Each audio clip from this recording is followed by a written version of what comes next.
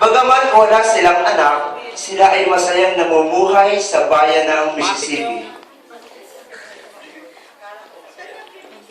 Masasabi kong masaya sila dahil palagi silang namamasyal.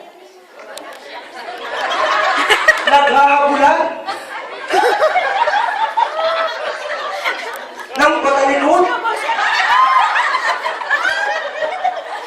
Paikot-ikot.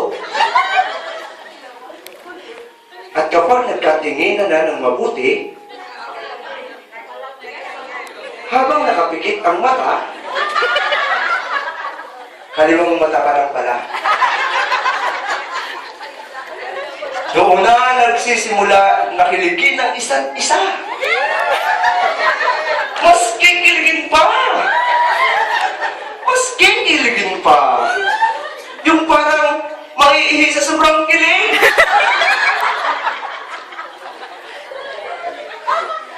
Isang gabi, galit na galit si Vicente.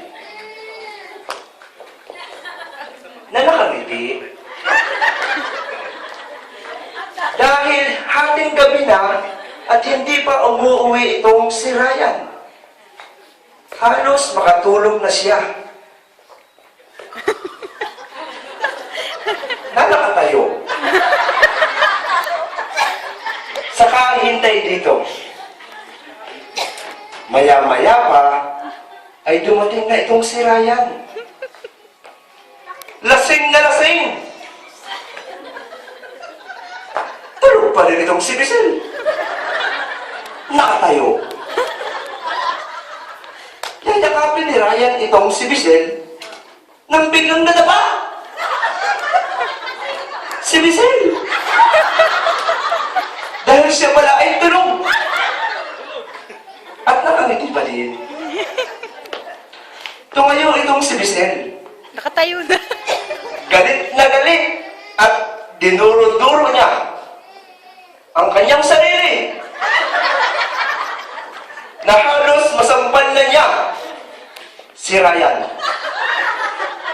Tinawaan si Ryan ang kanyang sampal sa kalawang pisngi at sa kanan at sa kaliwa.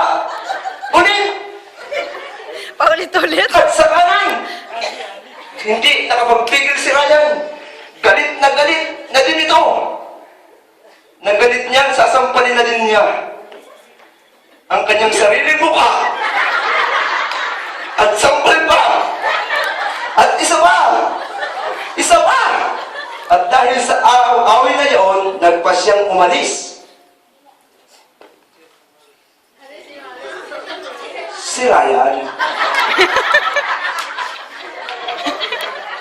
Sa kanyang paglalakad, hindi niya namalayan na nakarating na pala siya sa New York City.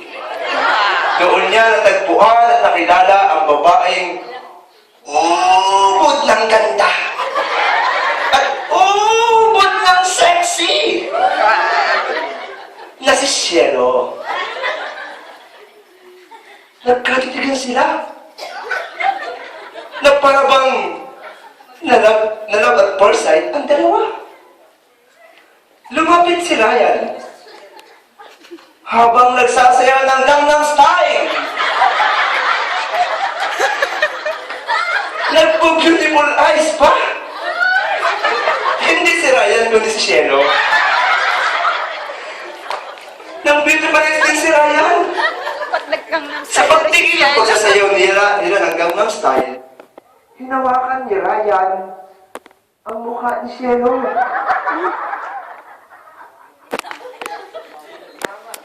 Wala pa rin tigil ang pagbo-beautiful eyes ni Cielo.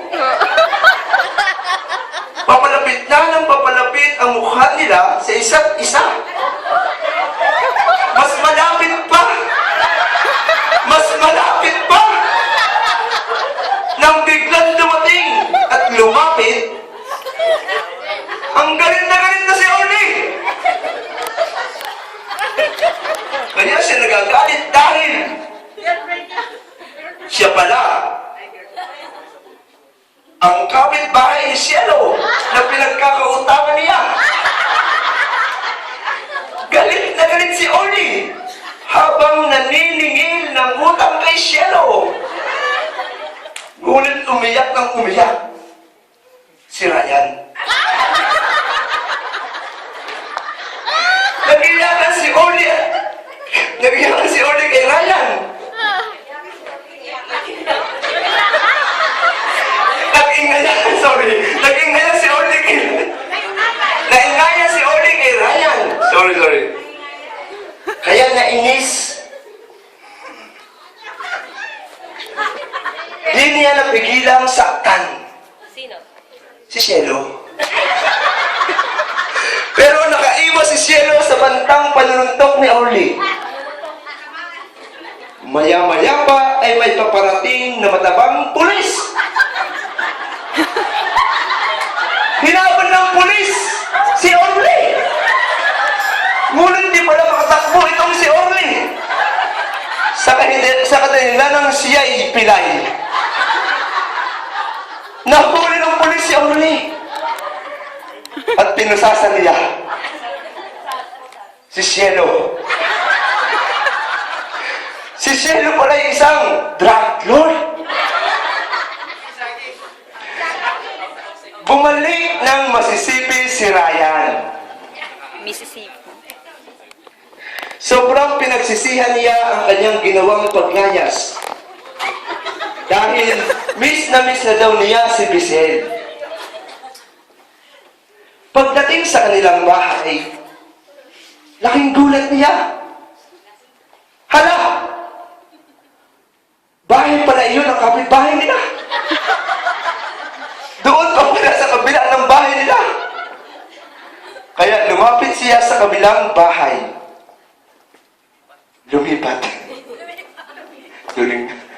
Doon niya nakita si Bissell na nakaupo. At nakatalikod sa mga tao. Kinakabahan pa din si Ryan na akala niyang galit pa din ito sa kanya. Tinawag niya si Bissell na mahal. Pero ngungo ang salita niya. 5 beses niya itong tinawag.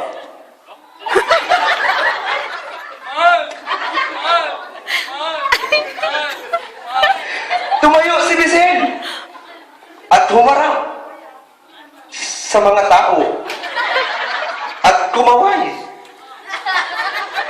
Nagpalakpakan ang mga tao. Humarap siya kay Ryan at lumapit. Si Ryan, habang nag-Gangnam Style, lumuhod si Ryan. Pero pinigilan siya ni Bissell at sinabing, huwag kang gagalaw. Nag-iisip si Bissell ng matagal. Pinatayo niya si Ryan at sinabing, pinatatawad na kita. I love you. Humarap sila sa maraming tao at nagbow. Nagpalakpakan naman ang mga tao! Diyan na po nagtatapos ang kwentong pinamagatang ang drug lord na si Cielo. Maraming salamat!